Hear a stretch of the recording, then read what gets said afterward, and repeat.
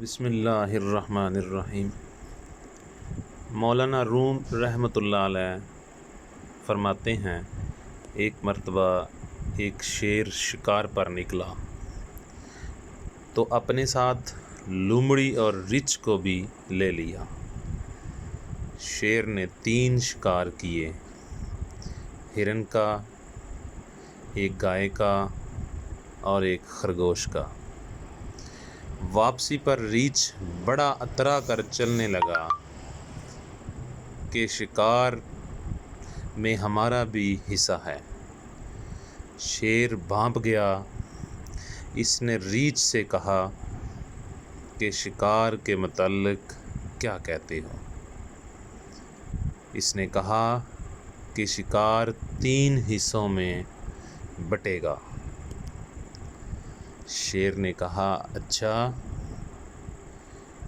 پھر کرو 3 حصے۔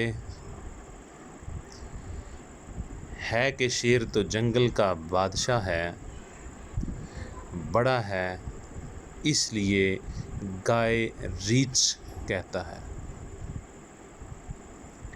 تیرے حصے میں درمیانہ ہوں، اس لیے ہرن میرا اور خرگوش لومڑی کا۔ شیر اس کی چالاکی کو سمجھ گیا۔ اس نے پنجہ مارا تو ریچھ کو بھی مار دیا۔ اب لومڑی سمجھ گئی، چالاک جو ٹھہری، اس نے سارا معاملہ سمجھ لیا۔ اب شیر نے اس سے پوچھا کہ بتا تو کیسے حصے یہ کرے گی؟ لومڑی نے کہا کہ شیر تو جنگل کا بادشاہ ہے، خرگوش ناشتے میں کھائیں اور گائے دوپہر کو، اور ہرن رات کو تناول فرمائیں۔ شیر بڑا خوش ہوا۔ اس نے لومڑی سے پوچھا کہ تو نے یہ تقسیم کہاں سے سیکھی؟ اس نے کہا، ریچھ کی موت سے۔